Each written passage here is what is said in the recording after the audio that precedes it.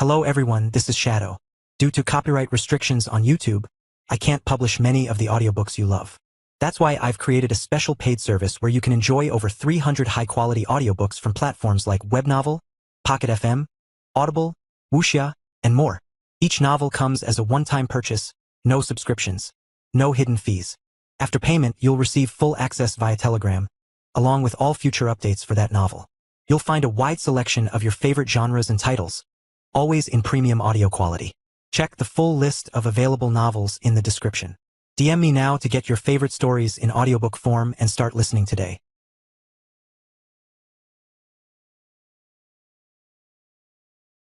Chapter 937, Baptism of the Third Layer. The others stood frozen, staring up at Ethan in stunned disbelief. Far below, the stone giant's massive body crashed into the ground, sending tremors rippling through the earth. Dust and debris billowed outward, swallowing the landscape in a choking haze. Yet Ethan remained suspended high in the air, unmoving, as if the impact meant nothing to him. He didn't descend. He didn't even speak. Hayes and the others couldn't tell what he was doing. The truth was, Ethan himself had no idea either, because a voice had just spoken inside his head. It was familiar, yet completely out of place, like hearing something from a dream echo into reality. System notification. Eastern Sea Trial Grounds. Stone Giant eliminated. Eastern Sea Trial Grounds activated. System notification. Stone Giant eliminated. Experience gained 50%. First kill bonus, double experience. System notification. Linked ID detected. Not a druid. Character level increased to 65. 3 messages, appearing without warning, each one striking harder than the last. For a moment, Ethan's mind went completely blank. Where am I? The phrasing, the tone, the structure of the messages, there was no mistaking it. This was Ethereal System Interface, and it wasn't in front of him. It was inside his head. For a brief, disorienting second, he almost believed he had never left the game at all, that everything since then had been some kind of elaborate illusion. But the memory came rushing back just as quickly. He had been set up, thrown into the Divine Sea Temple's trial grounds against his will. Except the notification hadn't said that, it said Eastern Sea Trial Grounds. And the stone giant. Was that really just a system monster? What the hell is going on? He checked himself instinctively, waiting for some visible change. A glow, a surge of power, anything that might confirm what he was feeling. Nothing. Open character panel. Open friends list. Silence. No interface appeared, no translucent screens, no response at all. After a few seconds, Ethan exhaled slowly and forced himself to let it go. There was no point chasing something he couldn't access. Morzan. It had to be him. That old geezer must have found a way to connect this place to Ethereal System. Ethan's gaze drifted downward toward Hayes and the others. They were still looking up at him, clearly shaken, but not in the same way he was. They hadn't heard the voice, which meant something important. If Ethan was experiencing this through the lens of the game, then to him these people might as well be NPCs. Morzan. Where the hell did you go? The old man had gone silent. No matter how many times Ethan tried to call out to him, there was no response. With nothing else to go on, Ethan let himself drop back to the ground. Let's move, he said simply. There was a new edge of interest in his voice now. Right? Yeah. The others snapped out of their daze, though the way they looked at him had changed. There was something deeper there now, something closer to awe. They continued forward, cutting a direct path toward the entrance of the third layer. Between them and their destination lay 8 more red zones, each one marked in their ancestors' records, each one home to a dangerous beast. One of them was a 4-star celestial beast, a wind element wolf. It didn't last long. Ethan stepped forward and threw a single punch. The impact crushed the wolf's skull instantly, the force tearing through its body and obliterating half of it in a spray of blood and shattered bone. Every time it happened, Ethan's eyes lit up just a little more. One monster, one level. He still couldn't see his stats, but the notifications kept coming, and more importantly, he could feel the difference. Each level brought a slight increase in strength, subtle but undeniable, like a steady climb upward. He hadn't logged into Ethereal in over a year and a half. By now, the main player base had long surpassed him. That was why he hadn't bothered returning. Once a world-first player reduced to obscurity. It had been humiliating. But this was leveling. Eventually, they reached a massive stone door. It stood sealed, smooth and seamless, with no visible cracks or joints. Ethan circled it once, then again, frowning slightly. You could simply walk around it. Front, back, sides, there was nothing stopping anyone from bypassing it entirely. What's the point of this thing? he muttered. Beside him, Hayes was trembling slightly as she raised a jade disc in her hands. 5 generations?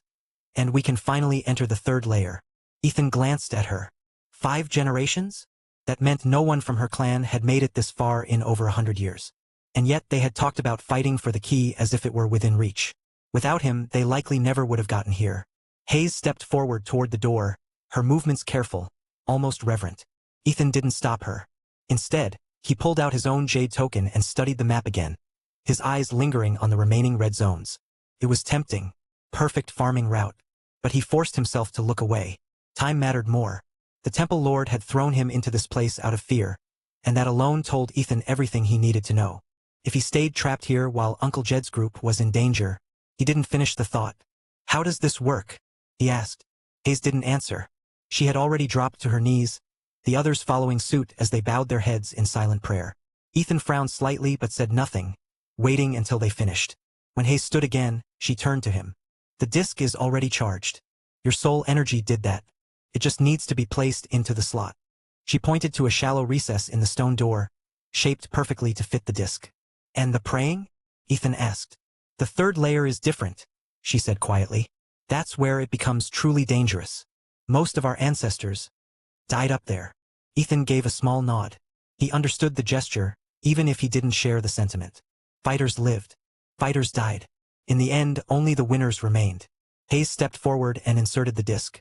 A deafening boom echoed across the trial grounds.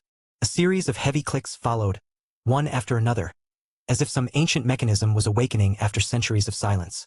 The ground trembled, and a pillar of light shot straight into the sky. The massive stone door began to open, its panels sliding sideways, not retracting into the structure, but simply vanishing as if they had never existed at all. In their place, a translucent membrane shimmered faintly, like the surface of water. System notification. Eastern Sea Trial Grounds, third layer unlocked. Ethan's eyes narrowed slightly. There it is. Far away, deep within the second layer, a camp of over 100 people lay scattered across a clearing. Most were resting. A few kept watch. Suddenly, a young man burst out of his tent and stared toward the distant pillar of light. The third layer door opened? That's impossible. Zayton? What's going on? Is it Hayes? Zayton didn't respond. His expression darkened as he stared at the light. He had left people behind to delay Hayes and her group, yet none of them had reported back. In his mind, Hayes and the others were nothing more than children, even though he himself wasn't much older. Arrogance had always come naturally to him. Move. Now. There was no hesitation in his voice. Around him, people scrambled out of their tents, still groggy, confused, trying to make sense of the situation. But when they saw Zayton's face, they didn't question him. Everyone knew his temper. The man barely listened to his own father. Packs were grabbed in a rush, tents half-folded. A sharp crack rang out, one of the men was sent flying, crashing into the dirt after taking a backhand from Zayton. Forget the gear. Move, he snapped. Without another word, he turned and ran straight into the forest. Zayton, wait. That way is a red zone. Someone shouted after him. If he heard it, he didn't care. The remaining group hesitated for only a moment. You want to get beaten? One of them muttered. That was enough warning. One person followed. Then another. Within seconds, the entire camp abandoned everything and rushed after him. Back at the door, the entrance stood open.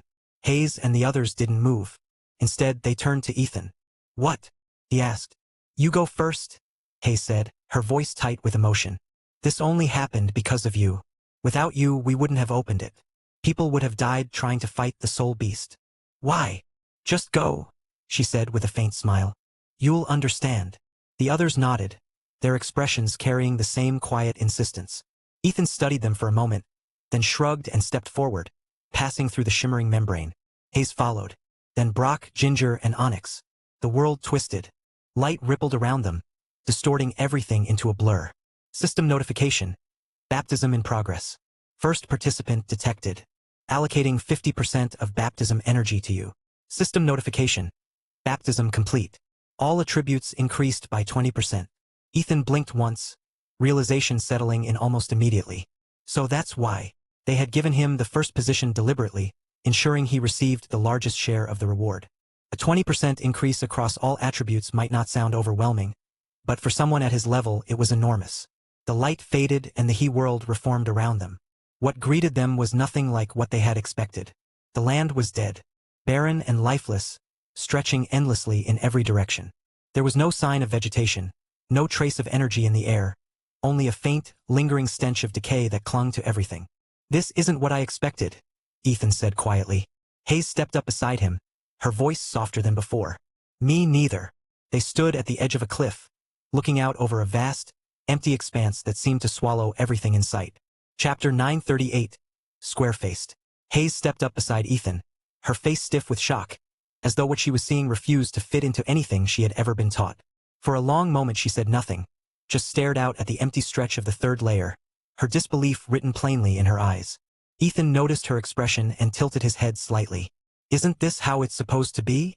She shook her head slowly, almost reluctantly, like she wished she were wrong.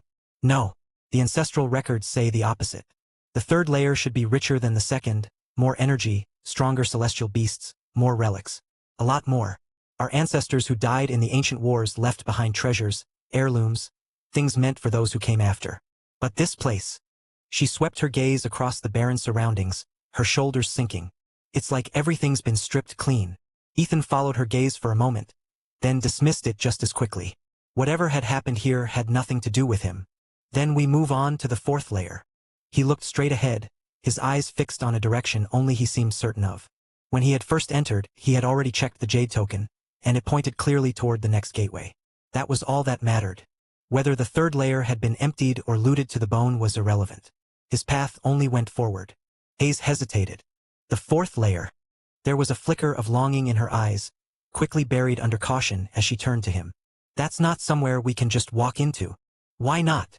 "Because every 2 layers mark a jump in difficulty," she explained, her voice steady but strained. "The third layer is already considered intermediate. The fourth is a threshold, the same way the second layer was before this. The first layer in each tier gives you some breathing room like where we lived. But the second layer was already dangerous, and the fourth..." She paused, choosing her words carefully. "It's worse. Much worse. The records say only prodigies can enter and survive. Anyone else is just walking to their death." She fell silent after that, the weight of her own words settling over her.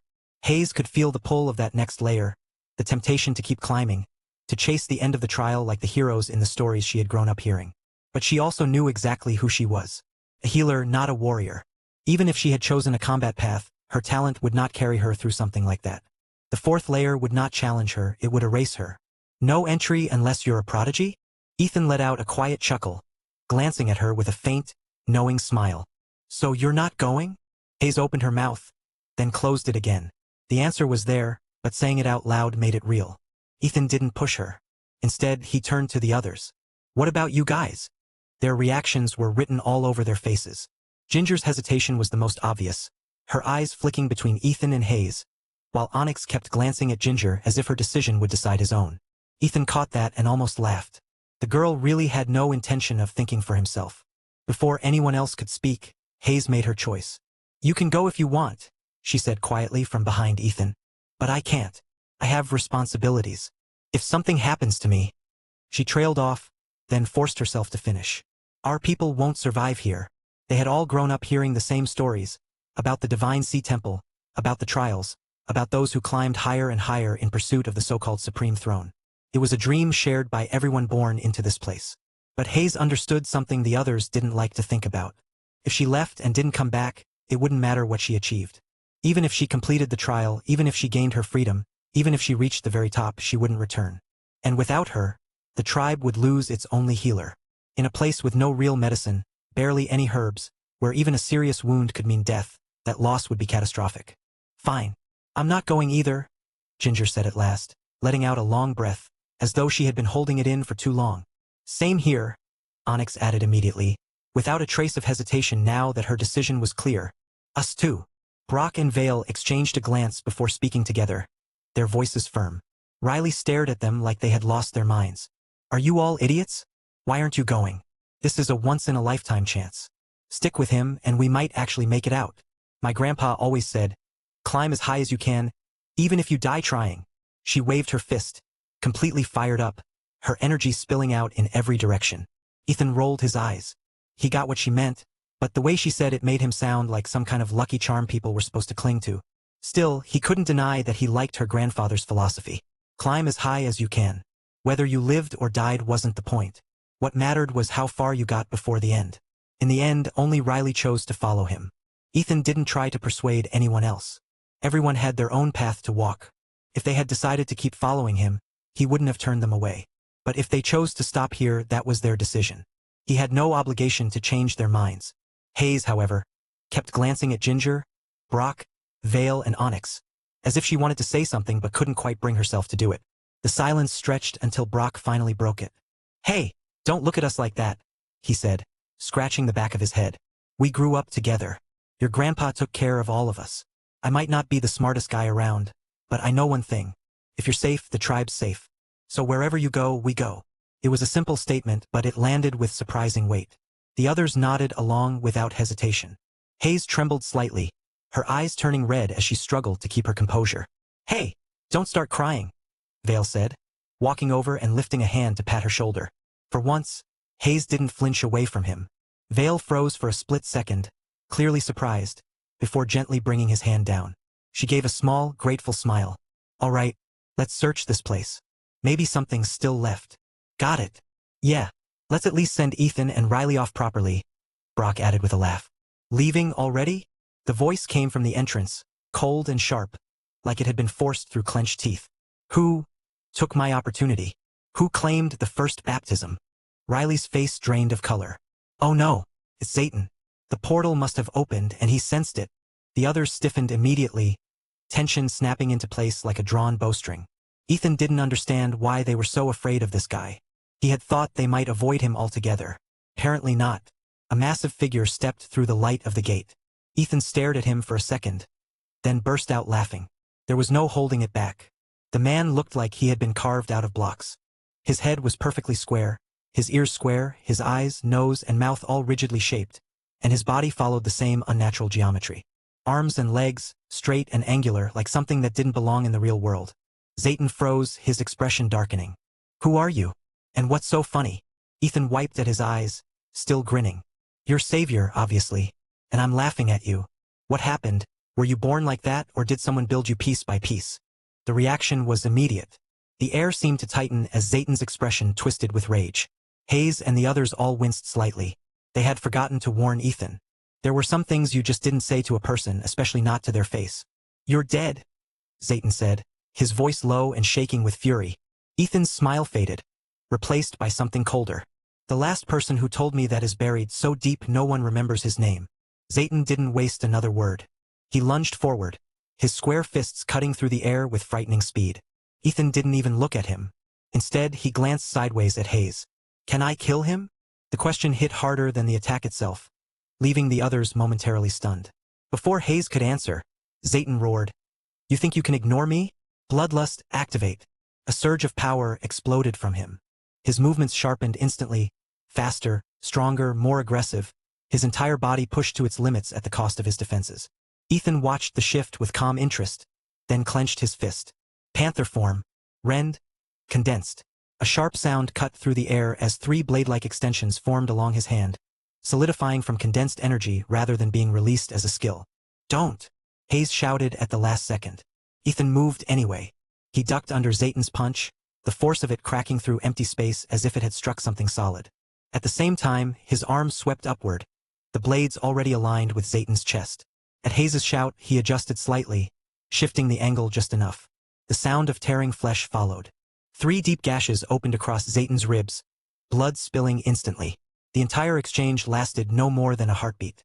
Zayton staggered back, clutching his side, his face a mix of shock and disbelief, while Ethan stepped away as if nothing had happened.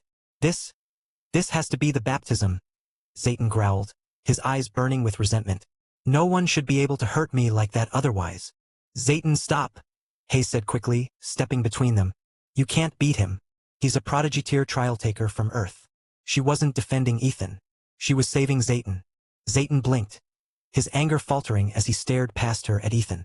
From Earth. The way he looked at him changed completely, shifting into something unsettling, something that made Ethan's skin crawl. "What are you staring at?" Ethan snapped. "Keep looking like that and I'll take your eyes out." Zayton suddenly burst into laughter, throwing his head back. "This is perfect.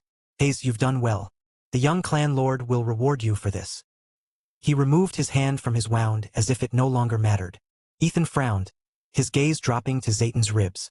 The blood was still there, but the gashes themselves were already closing, the flesh knitting together at an unnatural speed. Before he could say anything, the entrance flared again. This time it wasn't just one person stepping through. It was many. Chapter 939.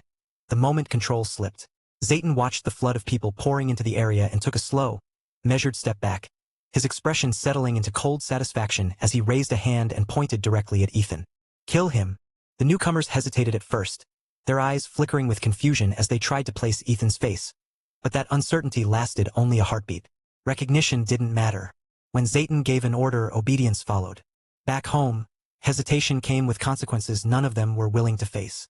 I'd like to see who dares. Hayes stepped forward without a trace of hesitation, placing herself squarely between Ethan and the advancing group. Brock moved in beside her, then Vale, then Ginger, even Onyx, each one forming a protective wall.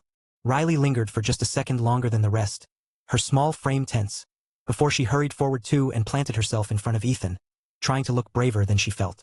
Zayton's square eyes narrowed, a sharp edge of suspicion cutting through them. Hayes, treason. Ethan stood still behind them, watching in silence, unsure what to make of what he was seeing. They were protecting him. It wasn't necessary, not in the slightest, since he knew he could wipe out everyone here without breaking a sweat. Yet that didn't change the fact that they had chosen to stand in front of him, turning against their own people without hesitation.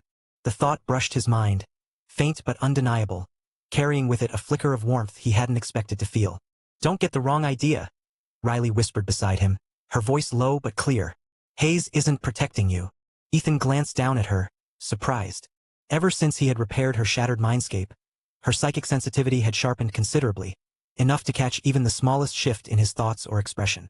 Riley met his gaze with a crooked grin. She's scared you'll hurt her people. Right on cue, Hayes spoke again, her tone steady but firm. Zayton, you're the young clan lord, not the clan lord. You don't have the authority to command everyone here. And even if you did, you're sending them to their deaths. Riley's reading wasn't wrong, though it wasn't entirely right either. Ethan rolled his eyes slightly, deciding not to dwell on it. Hayes did want to protect her people, that much was obvious, but she had still made a deliberate choice to stand against Zayton. Whatever her reasons, she had crossed a line she couldn't uncross. Zayton's lips curled, his eyes glinting with something ugly. Scaremongering. Look at him, he's younger than me. How strong could he possibly be? I already wounded him. He lifted his hand, still smeared with fresh blood. Hayes and the others blinked, confusion flashing across their faces. The lie was blatant, so obvious it almost didn't make sense to hear it spoken aloud. Ethan's gaze dropped to his chest. There, faint but visible, was a bloody palm print staining his shirt. The blood was real, but the injury wasn't. He remembered the moment clearly. Zayton's hand had touched him, but his own strike had landed faster, harder. If Hayes hadn't intervened, Zayton would already be dead. So what was he playing at? Zayton, you... Hayes began, her expression tightening. Enough? Zayton snapped, cutting her off with a sharp flick of his hand. Hayes and her group have betrayed the clan's teachings by siding with an outsider.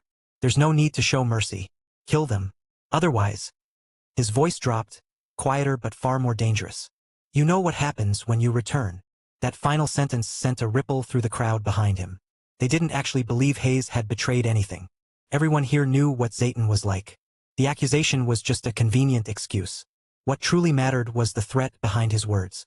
Disobey him now, and they would suffer for it later. He was already destined to become the next clan lord, and every one of them had already experienced his cruelty in one form or another. Hayes saw it clearly in their faces and realized she couldn't stop what was coming. She turned sharply, panic breaking through her composure. Ethan, please. A flash of cold light cut through the air before she could finish. The crescent-shaped dagger was already descending toward her head, its arc precise and merciless. The attacker, a thin, wiry man, moved like a shadow at Zayton's side, his expression empty of hesitation. Hayes! Shouts erupted behind her, but they came too late. The blade was already at her crown. Ethan's eyes narrowed. The strike was fast, faster than he had expected, and even as he moved, he knew he might not make it in time. Then came a dull, sickening sound, like leather splitting under strain. For a split second, everything blurred. A figure appeared where Hayes had stood, shoving her aside with overwhelming force. She was sent flying back toward the others, her vision spinning, while the figure that replaced her steadied itself. It was Ethan. But the arm that had intercepted the blade wasn't his. Ethan turned immediately, catching the collapsing body beside him. Swift healing. A soft green glow spread over the jagged stump where the arm had been severed, sealing the wound as quickly as possible. Brock! Hayes and the others finally recognized him, their voices breaking in shock. Ethan's expression darkened as he held the large man upright. "You okay?" In that instant when Ethan had moved, Brock had moved too, and when he did, space itself had rippled faintly around him. Ethan hadn't expected that. The big man's spatial ability had allowed him to act just a fraction faster, enough to intercept the attack and buy Ethan the moment he needed. "And no, it hurts." Brock managed weakly before his eyes rolled back and his body went limp. The bleeding had been stopped, but the damage was severe. Losing an entire arm in a single strike had drained him rapidly, leaving him on the edge of collapse. Across the field, the scrawny dagger wielder retreated lightly, landing beside Zayton as if nothing had happened. "The kid's strong," he sent through telepathy.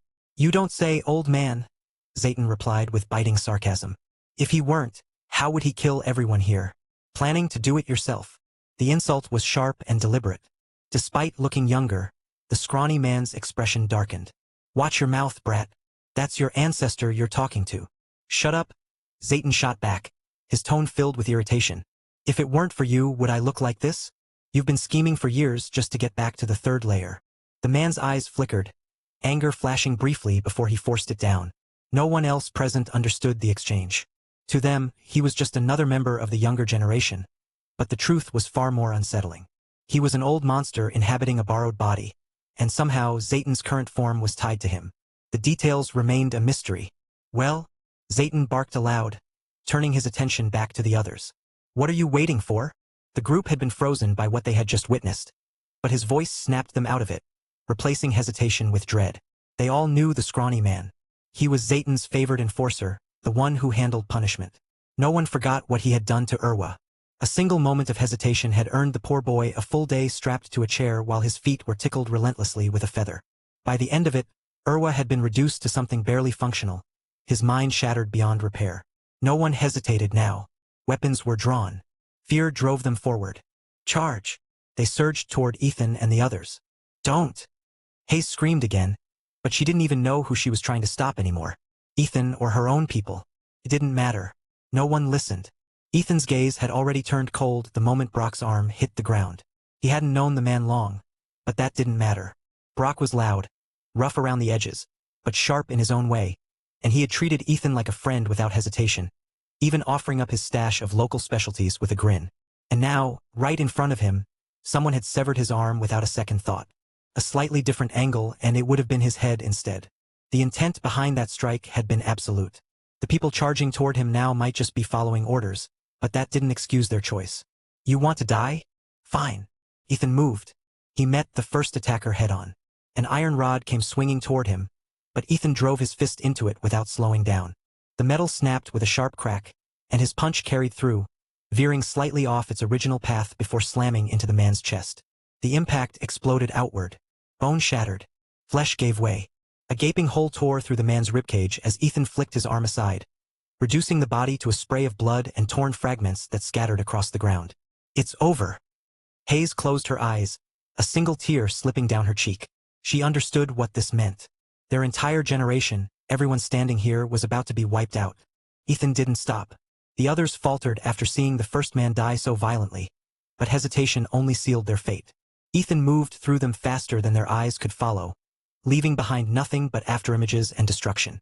Blows landed with brutal precision. Bones cracked, bodies tore apart. Screams overlapped until they blurred into a single, chaotic noise. No one could block him. No one could endure even a single strike. At one point, he seized two attackers by their arms and tore them apart in opposite directions, splitting their bodies cleanly down the middle as blood rained across the battlefield.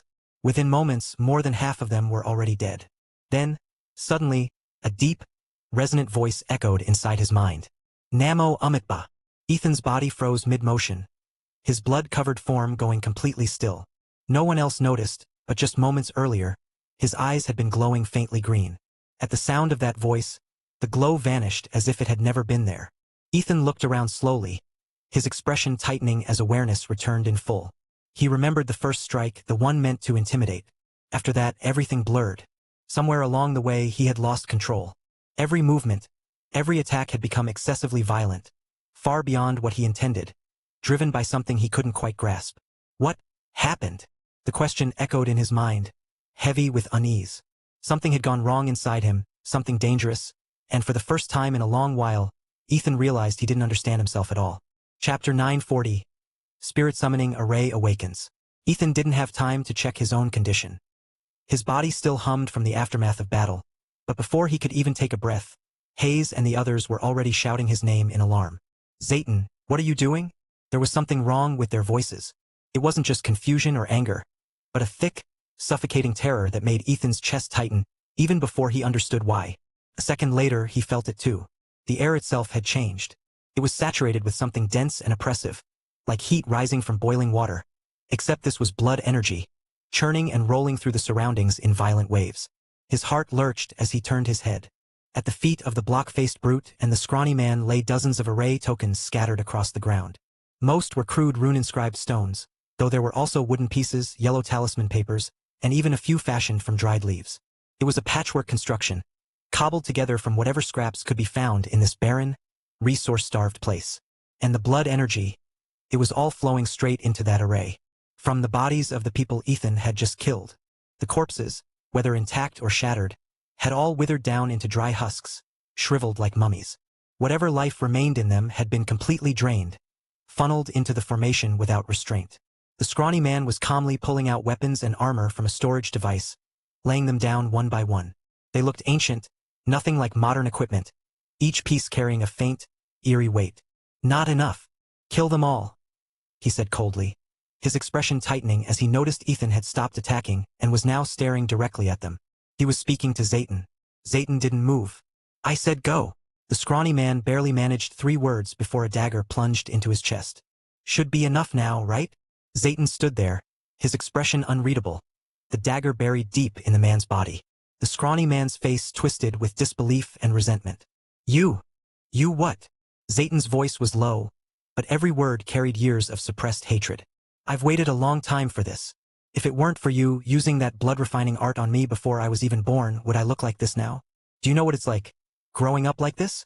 The stares, the laughter, being treated like a freak, and then having to obey you, listen to you order me around like I was nothing. He twisted the blade slowly. If it weren't for that spirit-summoning array you kept dangling in front of me, giving me hope, you would have died a long time ago. Blood spilled from the scrawny man's mouth as he coughed, but instead of despair, a strange grin spread across his face. Without my blood-refining art, would you even have such a strong body? He rasped. I made you. And besides, his smile widened unnaturally. You're the most important part of this array. Zayton's eyes widened. Before he could react, the man's head slumped to the side, lifeless. For a brief moment, there was silence. Then a voice spoke from behind Zayton. But you were too impatient. You're still young. Zayton spun instantly, blood energy erupting from his body as he lashed out, but struck nothing. A pale, translucent hand appeared out of nowhere and clamped onto his square-shaped head. I forgot to tell you, the voice continued calmly. That body limited me, and physical attacks don't work on me. A ghostly figure materialized behind him, its form faint and white, yet disturbingly solid in presence. The face was handsome, almost refined, completely at odds with the horror of the situation. Holy crap, Onyx, Brock muttered weakly from the ground, barely conscious but still somehow talking. This guy's even more of a pretty boy than you. Onyx didn't even bother responding. He just rolled his eyes and kept his attention locked on the ghost, his expression tense. The ghost tightened his grip. Zayton froze completely, his eyes filled with shock and rising terror. 600 years ago, your ancestors abandoned me on this 3rd layer, the ghost said.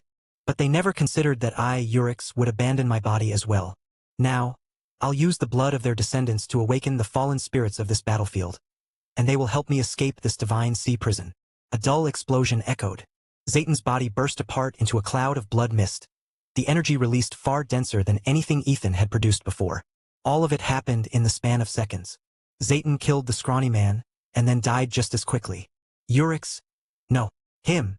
Hayes's voice faltered as realization dawned, her confusion turning into dread. Her expression went blank. Ethan, stop him or we all die here. Riley rushed to his side, psychic energy surging from her brow. It condensed into a sharp, pink arrow and shot straight toward the ghost. "Child's play," Urix said lazily. "If your grandfather were here, I might have to try a little." He waved a hand dismissively and the arrow shattered instantly. Yet something was off. Urix's expression flickered, then twisted into anger. His movements became erratic, his gaze losing focus as if he had suddenly lost his bearings. "I forgot. You always liked these flashy tricks," he growled. Riley's illusion had already taken effect.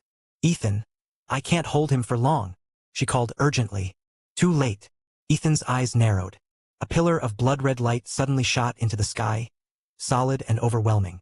It struck something unseen above and spread outward, forming a massive dome that covered the entire world in a crimson glow. A low, mournful wail echoed through the air, like countless spirits crying out at once. The stillness of the third layer shattered as a bitter wind swept across the land. Riley's illusion collapsed instantly. Urix's gaze swept across the battlefield, lingering on Ethan, Hayes, and the remaining survivors huddled in fear. "Go," Ethan said calmly, holding Urix's gaze. Urix smiled at him, a strange, unsettling smile that sent a chill crawling down his spine. The ghost didn't look overwhelmingly powerful at first glance, but something about him made Ethan instinctively wary, like standing before something far more dangerous than it appeared. "Go," Ethan repeated.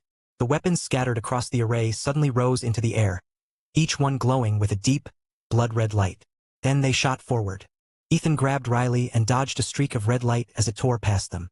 Hayes and the others scattered, barely managing to evade the barrage. The weaker survivors weren't as lucky. Many were struck directly, their bodies instantly reduced to bone. The weapons didn't return. Instead, they flew outward, embedding themselves into the ground across the surrounding area. A low hum spread through the earth and the ground lit up. Then, from beneath the surface, countless figures began to rise. They were translucent and blood-red, each one holding a weapon identical to those that had just been buried. "Ha ha ha!" Urix's laughter rang out, wild and unrestrained. "With the blood of descendants and the weapons you once wielded as vessels, awaken, ancient spirits. You should have risen 600 years ago. But this time, I am prepared." More and more spirits appeared, filling the land. The weapons, the armor, even the rings placed on the array, each served as a medium to summon another. But these were no benevolent ancestors. Their auras were chaotic, unstable, filled with rage, brutality, and malice. They stood motionless, staring blankly, yet the hostility radiating from them was overwhelming. "Come," Urix said, raising his arms. "I will be your vessel. Merge with me, and your power will return, greater than ever. Surpass the prodigies. Rise above all. I will lead you out of this place that buried you. I will take you home." The spirits turned toward him. One by one, they transformed into streaks of red light and poured into his body. His translucent form began to change, becoming denser, darker, until it shifted into a deep purple hue. He no longer resembled a ghost at all. A suffocating pressure filled the world. It felt as if everything had shrunk, leaving only him at the center. "Trial taker from Earth," Urix said, looking down at Ethan with a faint smile. "Your body is quite impressive. I hope it can withstand someone like me." Purple flames flickered around him. Ethan understood now. That unsettling feeling from earlier finally made sense. This man's soul power was on an entirely different level. No wonder he had smiled before. "You want to possess me, old man?" Ethan asked calmly, the earlier chill in his chest completely gone. Urix's smile sharpened. "Such a bold mouth. I was planning to be merciful and erase your consciousness quickly. But now, I think I'll burn your soul for 3 days and 3 nights. He plunged downward, diving straight toward Ethan. By now, Ethan stood alone. Hayes and the others had already scattered as he ordered. If he fought seriously, he didn't want them caught in the aftermath. "Heh!" Ethan smiled. A lot of people had wanted him dead before. He couldn't help but wonder what this one would drop. The fear was gone, replaced by something almost eager. After all, he was bound to ethereal now. Chapter 941. The Trap Springs. Since he was bound to ethereal, Ethan could only see this entire situation as a kind of trial, something deliberately arranged to push him forward. That was the only explanation for why the system had interfered at all. It never acted without reason. He suspected Morzin was behind it. That old geezer never did anything without purpose, and every move he made, no matter how cruel, always seemed to circle back to forcing Ethan to grow stronger. Urix was closing in fast. Ethan remained where he was, head tilted slightly upward as he watched the incoming blur. To everyone else, Urix's speed was overwhelming, little more than a streak slicing through the air. But to Ethan, it was nothing he couldn't follow. The ghost noticed his expression and faltered mid-air, if only for a fraction of a second. Ethan's lips curled into a grin. Urix flinched. You! He abruptly halted, still several yards away, his momentum cutting off unnaturally. Me? Ethan's voice was light, almost amused. Why'd you stop? I thought you wanted to possess me. Come on, your Lord and Savior is right here. Waiting. That calm, almost mocking confidence made Urix hesitate. It didn't make sense. By all logic, he should have been able to crush this kid without effort, yet something about Ethan's composure felt wrong. Too steady, too certain. It raised a quiet alarm in the back of his mind, the kind born from long experience. Was there a trick? Some hidden card? They faced each other in silence for a moment.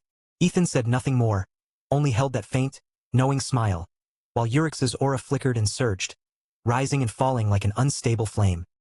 Yaya, how much longer? Inside, Ethan's thoughts raced wildly, completely at odds with the calm image he presented. Almost there. We're gonna make a killing this time. With this much soul energy as fuel, my main body is about to evolve. Even Luna and the others will get a massive boost. Yaya didn't appear in front of him. Instead, her tree form swayed in the distance, its countless branches moving on their own, weaving together with quiet precision. At first glance, it resembled a net, but there was intent in its structure, a tightening pattern that made it feel more like a cage waiting to snap shut. Don't get ahead of yourself, Ethan muttered internally. You sure this will work? Probably. Ethan's expression twitched. Probably. As long as he doesn't destroy your mindscape and with us helping. 2 against 1. Maybe a 60% chance we can trap him here. 60%. That number sat heavily in Ethan's chest. Even 99.999% wouldn't have been enough for him. Failure here didn't mean retreat or injury. It meant death. For all of them. But after exhausting every possibility, this was the only plan that had even a chance. So this was it. Roll the dice and hope it landed in their favor. Arg! Urix finally snapped. His aura surged violently, erupting outward as his patience shattered. His scream tore through the clearing, sharp and filled with fury. You're bluffing, aren't you, boy? Fine. Today, I'll see exactly what you've been hiding. He lunged forward like a vengeful specter, all hesitation gone. Ethan's eyes sharpened. Gate of Ascension. Open. The words left his mouth like a command. Before him, space twisted, and a vast gate tore itself open. Urix saw it clearly, but he didn't slow down. Instead, a sneer spread across his face. Ha! A soul duel? In your own territory? Fine. I'll show you what real power looks like. He understood the move instantly. Ethan was inviting him into his mindscape, trying to drag him into a battle of soul strength. It would have worked against most opponents, but not him. Urix had devoured the soul energy of countless spirits over the years, his soul power reaching terrifying heights. Compared to that, Ethan was insignificant. What Urix wanted wasn't a duel. It was Ethan's body. A powerful vessel like this would remove the limitations of his current form and let him reach heights he hadn't touched in ages. Without hesitation, he plunged straight through the gate. Ethan watched him go, a strange feeling stirring in his chest. Being dismissed so completely left a bitter edge. Even now. And even at this final moment, he still didn't have absolute confidence. Then Yaya's voice echoed in his mind. Ready. Ethan closed the gate instantly. He sent out a final telepathic signal before pulling his consciousness inward, diving into his own mindscape. Across the clearing, haze stiffened as a voice reached her ears. Her expression tightened with worry, and the others nearby didn't look any better. He opened his gate of ascension and let that thing inside? Riley's voice was strained. He understood exactly what that meant. Even those who couldn't use soul power directly knew about mindscapes. It was a stage every practitioner would eventually reach, though most could only use it to sharpen perception rather than fight. What do we do now? Onyx asked quietly. Hayes didn't hesitate long. Onyx. Take them back to the second layer. Onyx glanced at Ginger, who gave a small nod in return. He didn't argue. There was no point. They had entered with over 100 people, and now fewer than 30 remained. Most had died by Ethan's hand, but none of them blamed him. If he hadn't acted, they would all be dead already. Now, survival was the only goal. Without wasting another word, Onyx gathered the remaining survivors and began leading them toward the entrance to the second layer. They took a wide detour, deliberately avoiding the direct path that would bring them near Ethan, who now sat cross-legged on the ground, motionless. No one knew what kind of battle was unfolding inside his mindscape. Urix passed through the gate of ascension without resistance. But the moment he entered, something felt wrong. This wasn't Ethan's mindscape. He found himself inside a vast, enclosed sphere. Its walls formed entirely of intertwined wood, thick branches woven together into a seamless structure. "You think this can hold me?" Yurik scoffed, his voice dripping with contempt.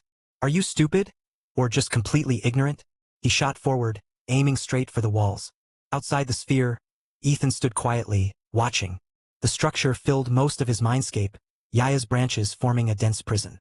To take over Ethan's body, Yurix would have to destroy his consciousness first, and that meant breaking free. Ethan didn't move. There was worry in him, yes, but beneath it lay trust. A heavy impact rang out. Yurix slammed into the barrier, fully expecting to pass through it as he would any physical object.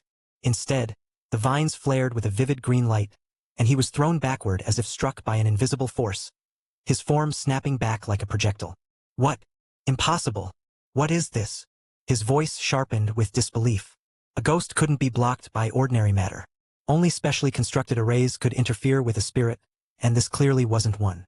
His senses confirmed it, these were nothing more than vines. So why had they repelled him? Through the gaps, he caught sight of Ethan, standing calmly beyond the sphere. Beneath him, a massive treetop stretched upward, its countless branches forming the prison itself. "How do you have a living thing inside your mindscape?" Yurix demanded, disbelief turning into something closer to unease. A mindscape was supposed to be empty, a space formed within consciousness, not a place where life could exist. Not even the simplest plant should have been able to survive here. Ethan's smile didn't fade. "Your limits aren't mine, old man. Now die." He stepped forward and entered the sphere without resistance. Yurix froze for a split second, then burst into laughter. "Ha! So I was worried for nothing, and you just walked right in." Moments ago, he had been considering how to escape this strange trap, uncertain how long it could hold him. Now, the answer had walked into his grasp on its own. Why would the boy do something so foolish? He could have stayed outside, kept his distance, waited. Instead, he had chosen to step into death. "Who dies first isn't decided yet," Ethan replied evenly. "Your Lord and Savior is on a schedule. Let's go." The moment those words left his mouth, the atmosphere shifted. A chorus of childish battle cries erupted as the 4 city Lord Seals appeared at his side, taking the form of unruly children, each radiating its own strange presence. At the same time, a sharp sound cut through the air as the Twilight War spear shot through the gaps in the vines and landed firmly in Ethan's hand. Luna, however, remained absent, as if still asleep somewhere deep within the mindscape. Yurix laughed so hard his form flickered. "For spirit artifacts? Not bad, kid. You've got some decent toys. I'll be taking those." He dismissed them instantly. To him, they were nothing more than trinkets. Ethan himself was barely worth his attention. So what threat could a few childish spirits pose? Ethan didn't waste time responding. Soul technique. Soul spike. He drew directly from the source energy within his mindscape, the vast lake of condensed soul power that served as his reservoir. In an instant, the Twilight War spear shrank, vanishing into the storm of soul spikes that surged forward, blending seamlessly among them. "Good," Yurix sneered. "Let me show you how it's really done." With a casual wave of his hand, pale purple flames scattered outward like a field of stars, colliding head-on with the incoming spikes. Their powers clashed violently. Yurix was clearly stronger, his attacks cutting through Ethan's with ease, but his expression slowly shifted as something unexpected happened. Each time his star-like flames destroyed a cluster of soul spikes, they vanished as well, consumed in the process. "Humph, your soul power is dense. You're not completely useless." Ethan said nothing. His eyes gleamed, not with fear, but with rising excitement. He launched another wave of soul spikes. This time he didn't hold back. The number multiplied tenfold, flooding the space with hundreds of thousands of spikes, at least 200,000 or 300,000, surging forward in an overwhelming tide. At the same time, the source energy in his mindscape dropped sharply, the cost of such an attack clearly immense. Yurix frowned slightly. "You think quantity matters?" He responded with another sweeping wave of starfire. But Ethan only grew more exhilarated, driving the endless storm of soul spikes forward in a relentless, almost frenzied assault. Chapter 942. The 60% gamble turns desperate. Ethan attacked like a man who had already accepted the cost.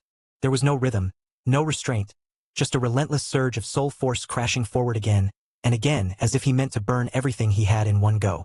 Yurix met him head-on, his own power rising to match, and every collision between them sent violent shockwaves tearing through the confined space. Energy scattered wildly with each clash, splintering into fragments that should have lingered, should have been reclaimed, But Urix didn't notice what was happening to it. The moment that scattered energy touched the inner walls of the woven sphere, it vanished. Ethan saw it clearly, and his eyes lit up with something sharp and eager. Outside the sphere, though still within Ethan's mindscape, everything had already begun to change. Urix couldn't see it through the dense lattice of branches, but the entire space had transformed. A thick mist now filled the mindscape, heavy and slow-moving, rolling like clouds trapped in a sealed world. It drifted downward in layers, gradually condensing into droplets that fed into the source energy lake below. Even so, the lake was still shrinking. The mist hadn't fully settled yet, and until it did, Ethan couldn't draw from it directly. Still, the total amount of energy in the mindscape had grown tremendously. Part of it came from Ethan himself, but a large portion belonged to Urix. Every clash between them shed soul power, and Yaya's prison expelled that excess instantly, pushing it out into the wider mindscape where it could no longer be reclaimed. Urix was fighting blind. Even with that advantage, Ethan was reaching his limit. Soul exhaustion was far worse than physical fatigue. It hollowed a person out from the inside, leaving nothing behind. His source energy lake was nearly drained, barely holding together despite the slow replenishment from the falling mist. Within that dense, swirling energy, the tree of life drank greedily, its presence expanding as it absorbed everything it could. The 4 city lord seals had abandoned their human forms, their true shapes spinning like whirlpools, pulling in energy with increasing intensity. As spirit artifacts, they required enormous amounts of soul power to grow. Ethan had always fed them carefully, never allowing them to take too much. They had never dared to take more. Now they did not hesitate. This was their opportunity, and more importantly, it was the only way to resolve the crisis in front of them. There was no drawback anymore, because there was no alternative left. This was the first time Ethan had encountered such a vast concentration of soul energy tied to a single bodiless being. If he could break Urix down and absorb it all, the rewards would surpass anything he had gained before. Greater than the tree of life, greater than the seals. His soul power would leap forward by an entire level. At the very least, his senses would no longer betray him so easily, something that had plagued him until now simply because he wasn't strong enough. As for Urix, for all his overwhelming power, that was all it was, power. He had devoured countless spirits, but true mastery of that energy would take years. Stop! Ethan's voice rang out suddenly. At some point, Urix had shifted completely from defense to offense. His attacks grew sharper, heavier, forcing Ethan to spend even more energy just to keep up. Inside the mindscape, physical strength meant nothing, and Ethan was being pushed back purely through soul force. Urix saw it. Even as Ethan shouted for him to stop, the old monster pressed harder, sensing weakness. Ethan's form, once solid and defined, had begun to fade at the edges, turning faint and translucent. One more push. That was all it would take to shatter his consciousness. And once that happened, Urix would take the body. After that, the strange tree outside wouldn't matter at all. Just something the boy had cultivated inside his mindscape, nothing more. I'm done playing, Ethan said suddenly, his voice steady despite the strain. Time for a break. His form flickered backward. The woven vines parted for him as if they were never there, allowing him to slip through effortlessly. In an instant, he was outside the prison once more. Raph! Urix's fury erupted. His entire form surged as he condensed his vast soul power into a single, terrifying construct, an enormous blade that pulsed with destructive force. He raised it high, intent on cleaving the prison apart in one strike. Before it could fall, for shrill voices rang out. The children who had done nothing until now finally moved. Light burst from their small forms as they unleashed their abilities all at once, their attacks streaking toward the descending blade. Aqua struck first, summoning a massive water dragon that roared forward and slammed into the blade. The impact echoed like thunder, and though the dragon shattered instantly, it halted the blade's descent for a brief moment. Gale followed, sending a razor-sharp wind blade crashing in from the side. The collision rang out like metal striking metal, sharp and clear despite the immaterial nature of both attacks. Then Beastie transformed, his small body swelling into that of a massive white tiger, eerily reminiscent of Ormond. Beside him stood Oblivion, his form like a mass of blackened muscle, his skin gleaming with a metallic sheen. Without hesitation, the two charged. Ethan's heart lurched at the sight. That blade was no mere construct anymore. It felt solid, like a divine weapon forged from pure will, and they were running straight into it. Move! Oblivion's deep, blunt voice boomed as he raised his arm. Only then did Ethan notice the weapon in his grasp, a translucent staff that shimmered faintly. The material looked unmistakable. Diamond. Oblivion leapt, bringing the staff down with all his strength. A sharp, almost delicate sound rang out. Then the massive blade shattered. It didn't split, It dissolved, bursting apart into raw soul energy that scattered in all directions. Oblivion dropped like a stone. Beastie twisted midair and caught him, but the force of the collision drove both of them downward at terrifying speed, slamming toward the ground below. I see. Urix's expression darkened. He watched the remnants of his shattered attack, the energy he had intended to reclaim, disappear completely in the blink of an eye. Now he understood, he saw through the plan. They weren't trying to overpower him, they were trying to drain him dry. Clever, Urix muttered, his voice low and dangerous. But this prison. His eyes narrowed as both his arms ignited, engulfed in deep purple flames that burned with an unnatural intensity. These were not ordinary flames, but soul fire born from the energy of countless fallen spirits. Fire consumes wood. That's a law nothing escapes. Go.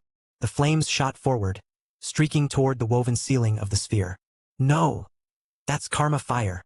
Yaya's voice rang out, sharp with alarm. Ethan felt it too. The moment those flames appeared, he knew he had no way to stop them. Second, he shouted without hesitation. What are you waiting for? A figure appeared instantly above Urix. Radiant, overwhelming energy burst from his body, splitting into two streams that intercepted the incoming flames head-on. What? Urix's composure finally cracked. Another one? This presence was different. It wasn't a spirit, not entirely. It had a body, strange and unnatural, but undeniably physical. Ethan's core avatar. He had refined from the tree of life and the countless treasures within his mindscape. Its existence alone defied logic. A physical body moving freely inside a mindscape should have been impossible. Yet there it was. And more than that, it had stopped the karma fire. Those flames were no ordinary attack. They existed somewhere between energy, soul force, and true fire, something said to burn even through cause and effect itself. Urix had only managed to create them by merging the power of countless devoured spirits. It was his trump card. And this thing had blocked it. The avatar stood there, its body blazing with radiant energy, like a figure forged from light itself. But as it held the flames at bay, that brilliance began to fade. His true face became visible. Urix's eyes widened. Impossible. There are two of you? The resemblance wasn't just physical. As a soul wielder, Urix could read the essence of a being, and this one carried the exact same signature as Ethan. Same frequency, same aura, the same core existence. They were identical. You're the second. Call me that again and I'll chop you up. The avatar didn't even look at Urix as it spoke, its tone sharp and irritated. Its attention was fixed entirely on Ethan. Ethan ignored Urix as well, staring at his own creation with a mixture of disbelief and annoyance. Shut up. If we don't kill this old bastard, neither of us is walking away. You made the mess. The avatar shot back. Now I have to clean it up? Honestly, if he kills you, maybe I just take the body. Ethan blinked, momentarily thrown off. His own avatar was threatening him. Urix caught that exchange and immediately tried to exploit it. You! He didn't get past the first word. The avatar dropped straight down and stomped on his head. The impact rang out like a physical blow, carrying a weight that didn't belong in a mindscape. Ethan felt a strange sense of familiarity in that movement. That style. It was his. What came next left him completely speechless. The avatar launched into a series of attacks, rough and imperfect, yet strangely fluid. Ethan recognized every single move. They were the same techniques he had used before, the ones he had relied on to survive at the bottom of the chasm. Now they were being used against someone else. Clumsy, but effective. Elegant in a crude sort of way. At first, Urix was forced back, caught off guard by the sudden shift. But it didn't take long for him to adapt. A slight tilt of the head, a small shift in position, and he began to evade the attacks with minimal effort. Ha! I see now. This is the trifurcate spirit technique, isn't it? Recognition lit his eyes. Heaven truly favors me. You've collected quite the treasures, boy. I've decided, before I take your body, I'll read your soul first. A divine technique like this. You're clearly someone blessed with great fortune. His earlier frustration vanished completely. There was no need to rush anymore. He had lived for centuries, waiting a few more hours meant nothing at all. Chapter 943. The Wrath That Cuts the Soul. As a soul wielder, Urix could sense it clearly. Ethan was getting anxious. Ethan's face gave nothing away, his expression as cold and steady as ever, but soul fluctuations were far harder to conceal than outward emotion. To someone like Urix, they were as obvious as ripples on still water. That was the greatest advantage of a soul wielder. You did not need to wait for your opponent to act. You could feel intent before it manifested, predict movement before it happened, and strike a fraction of a moment earlier than anyone else. And yet, Even with that advantage, Urix had walked straight into Ethan's trap. The realization came too late, and it left a bitter taste in his mouth. He had only just regained his power and had let that confidence swell unchecked. He had known, from the beginning, that Ethan must have been hiding something, but he had dismissed the thought, convinced that nothing a boy like this could prepare would truly threaten him. So he had charged forward without hesitation. Now he was paying for it. This boy's mindscape was abnormal in ways Urix had never encountered before. That strange tree alone was already beyond reason, capable of weaving a prison infused with array principles, something that should not have been possible in such a state. And those 4 children, they were even more unsettling. They were clearly spirit artifacts, yet they did not behave like any Urix had ever seen. Artifacts were supposed to obey, to act according to their master's will without independent thought. These, however, moved with awareness, fought with coordination, and reacted like seasoned warriors working in perfect harmony. Then there was the Avatar, a physical-bodied projection formed through the Trifurcate spirit technique. Urix had only read about it in ancient ancestral records, passages that praised it as a divine method beyond compare. The technique demanded an immensely powerful soul as its foundation. Without that, even forming an avatar was impossible, let alone one capable of combat. Splitting the soul itself was a dangerous act, one that only the truly gifted could survive. Urix found himself caught between excitement and frustration. Excitement because the body he had chosen belonged to a genuine prodigy. He could not help but wonder what standing someone like Ethan held in a place like Earth. Anyone capable of entering the divine sea trial could not be ordinary, especially considering how many had failed over the past thousands of years. Ethan was the first from Earth to even make it this far. Frustration because that same prodigy now stood in his way. Urix's violet eyes remained fixed on Ethan, his expression calm and unreadable as he sidestepped the Avatar's relentless attacks with minimal effort, barely sparing them a glance. "Young man," he said, his voice smooth and laced with an almost hypnotic pull. "If you release this prison and allow me to leave, I will no longer oppose you. Not only that, I will grant you wealth beyond anything you can imagine." Ethan only smiled, a cold, thin curve of his lips. He did not respond. Seeing that his words had no effect, Urix continued without pause. "This is your first time in the divine sea trial, isn't it? I, on the other hand, have entered it countless times. I have reached the 5th layer. You have no idea how many treasures lie there. Release me and I will guide you. I will help you reach that level, claim those fortunes, and elevate your strength to heights you cannot even conceive of now. When that time comes, we will leave this place together, and the world itself will bow at our feet." Ethan's gaze flickered, just slightly. 5th layer. Out of 7. That meant Urix had already surpassed most participants. But Ethan had also heard from Hayes that the last 2 layers were where the true difficulty lay, where even the strongest faltered. Still, Ethan only let out a short breath and shook his head. "You talk big. The world bowing to you? Step outside right now and someone would beat you into the ground like a stray dog." Urix blinked, momentarily caught off guard, before letting out a cold snort. "I command the power of countless spirits. Who in this world could possibly stand against me? If I had not been born in such a wretched place, I would have long since." He trailed into a self-important rant, his tone swelling with arrogance. Ethan raised a hand and rubbed his ear, visibly annoyed. The man sounded like a frog at the bottom of a well, utterly convinced of his own greatness despite having seen almost nothing of the wider world. "Enough," Ethan cut in sharply. "If you want to conquer anything, start by getting past me. I'm the weakest of the weak out there. I grew up being called a waste. You can't even beat me, and you're talking about ruling the world." The words were deliberate, and they landed exactly where Ethan intended. Urix paused. That single moment of hesitation was all the Avatar needed. Its hand snapped out and struck. The sound was sharp and clean. In the same instant, a tower materialized behind the Avatar, its first 2 levels lighting up with a radiant glow. A majestic aura surged outward as its power multiplied, the air itself trembling under the sudden increase. A dull thump echoed. "Af!" Urix's scream tore through the space as half of his head was blown apart. He staggered back, his form destabilizing. As a sole entity, physical attacks should not have affected him in such a direct way, yet the Avatar's strike had connected as though it were striking flesh. If Urix had possessed a real body, that blow would have ended him instantly. As it was, he had only lost half his head, but even that was devastating. Soul energy spilled from him in a torrent. Yaya's prison reacted immediately, absorbing the leaking energy with greedy urgency. Still, the sheer volume was too great to capture completely. Urix managed to pull back what remained, reforming his head in an instant, though his aura had noticeably weakened.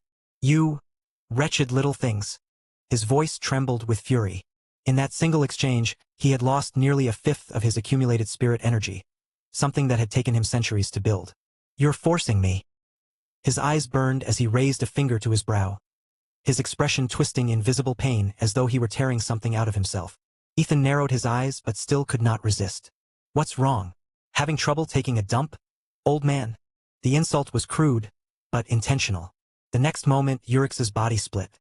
Blood-red figures burst out from within him, each one a spirit he had previously absorbed. They poured into the space like a flood, scattering in all directions. There were too many for the Avatar and the 4 children to intercept. The spirits rushed toward the prison walls, each wielding a weapon, and began hacking at the vines with relentless force. "Brother!" Yaya cried out. The sound struck Ethan like a blade. Those vines were her body. "Yaya!" He started, but the words caught in his throat. Green sap seeped from the places where the spirits struck, dripping steadily as the assault continued. Yaya did not cry out again, but the trembling of the tree of life's crown told him everything he needed to know. "Yaya, pull back the branches," Ethan shouted. The crown swayed gently, almost like a refusal. "Master, Yaya is..." Aqua's voice quivered, her eyes filling with tears. "Aqua, stop talking," Beastie snapped, though his own movements had grown more frantic. Inside the spherical prison, the 4 children darted back and forth, striking down the red spirits as quickly as they appeared. But it made little difference. The spirits reformed again and again, endless and unrelenting. The Avatar continued to pursue Urix, but the element of surprise was gone. Urix had adapted, avoiding every strike with careful precision. Neither could harm the other now, locked in a stalemate born from that earlier exchange. Ethan's gaze remained fixed on Yaya's trembling form, and something dark began to rise within him. His options were limited. His soul energy had barely recovered, and his physical body, along with the quintessence bone, was out of reach in this state. He had no means to draw upon that power here, and so he could only watch. Watch as Yaya endured pain he could not alleviate. The anger built, slow at first, then sharper, heavier, until it pressed against his chest like a weight. Then something stirred. A faint hum echoed within him as a pink-gold light flickered at his chest. Ethan blinked in surprise. The Buddha Demon Resonance magnetic light. It had lain dormant ever since it entered his body, showing no sign of activity until now. For a brief moment, Ethan felt a connection to it, as though it were something he could reach out and grasp. Then it faded. Urix had not moved. Ethan frowned, confusion flashing through his mind. A moment ago it had felt within reach, and now it was gone again. He forced himself to think. Back in the forest, when he had first used it, he had not understood what he was doing. He had simply lashed out in fury, driven by a desire to destroy everything in front of him. And just now, when it reacted again, he had been angry and desperate. "Anger," he muttered under his breath. The memory of the dragon of consumption surfaced. Vasuki, a being who had walked the path of Buddhism while embodying the nature of a demon, ultimately becoming a wrathful Buddha. If this power came from him, then perhaps it required that same state of wrath to function. Ethan exhaled slowly. That was easier said than done. He closed his eyes for a brief moment and reached into his past, dragging up memories he would have preferred to leave buried. His first life, the humiliation, the ridicule, the endless voices calling him useless. The emotions came back quickly, too quickly. Anger took root, then spread, growing into something fierce and uncontrollable. When he opened his eyes again, a faint pink glow had returned to his chest. This time he held on to it. "You deserve to die," he said quietly, forcing the thought to take shape, to become real. His breathing grew heavier, his vision sharpening as the anger settled into something focused and deliberate. Then he moved. In an instant, he reappeared within the prison, his soul energy reaching out toward the light. He pulled and it responded. A single thread of that power separated, merging with his own energy as though it had always belonged there. "Soul technique. Soul severance / The words left his lips for the first time. The cost was immediate. His already dim soul form flickered, growing fainter as a massive blade formed above him, stretching nearly 15 meters in length. It resembled the one Urix had used before, but this one carried a faint pink-gold sheen, a trace of the Buddha Demon Resonance magnetic light woven into its core. Urix saw it and sneered, his confidence returning as he sensed Ethan's weakened state. "Child," he said almost lazily, "stop struggling." With one hand, he evaded the Avatar's attacks. With the other, he formed his own blade. The surrounding red spirits turned and surged into it, their forms dissolving as they were absorbed. The blade shifted from pale white to a deep, ominous crimson. You hurt Yaya, Ethan said, his voice low and grinding. You don't get to walk away from that. He raised his hand and the heavenly blade descended. Urix met it without hesitation, his own weapon swinging upward to collide with it head-on. Hello everyone, this is Shadow. Due to copyright restrictions on YouTube, I can't publish many of the audiobooks you love. That's why I've created a special paid service where you can enjoy over 300 high-quality audiobooks from platforms like Webnovel, Pocket FM, Audible, Wuxia, and more. Each novel comes as a one-time purchase, no subscriptions, no hidden fees. After payment, you'll receive full access via Telegram, along with all future updates for that novel. You'll find a wide selection of your favorite genres and titles, always in premium audio quality. Check the full list of available novels in the description. DM me now to get your favorite stories in audiobook form and start listening today.